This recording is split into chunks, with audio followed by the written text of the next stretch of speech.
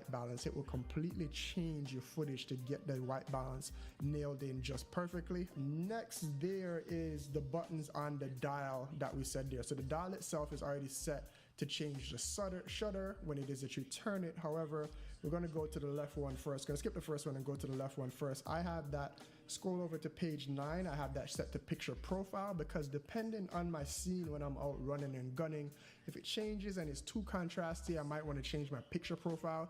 HLG is my favorite picture profile. I use that a lot. That's what I'm shooting right now. However, if it's a scene that calls for a lot of dynamic range, I will switch to S-Log 2.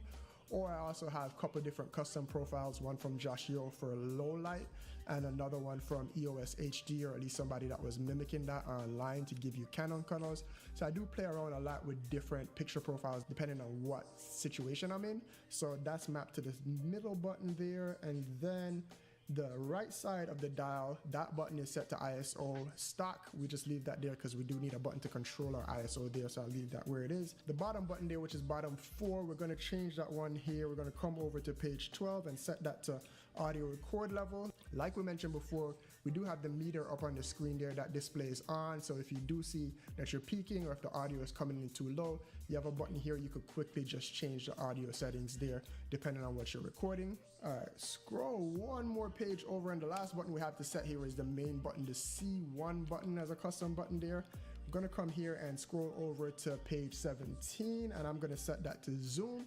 The clear image zoom feature that we set up before is set to that button there. So as I mentioned, Sigma 16mm awesome lens, fixed lens is the lens I have on the camera most of the time. If I do need to punch in on something or zoom in on something, I could just hit this button right here and zoom up to 1.5 times in 4K or 2 times in HD. Super helpful there. So that's mapped to this button. And then if you come out here and you look at the 4th page, you will see that there is one more thing to map onto a custom button if you did have one of those custom buttons on the lens. I don't have any APS-C lenses that actually have a custom button there, so right now it's set to focus hole, but if I do eventually get a lens that fits onto this camera, maybe I'll change it to something else. Alright, one more thing, we do want to change a few things in the function button. So when you press the FN button right here, it pulls up this little screen and it's another quick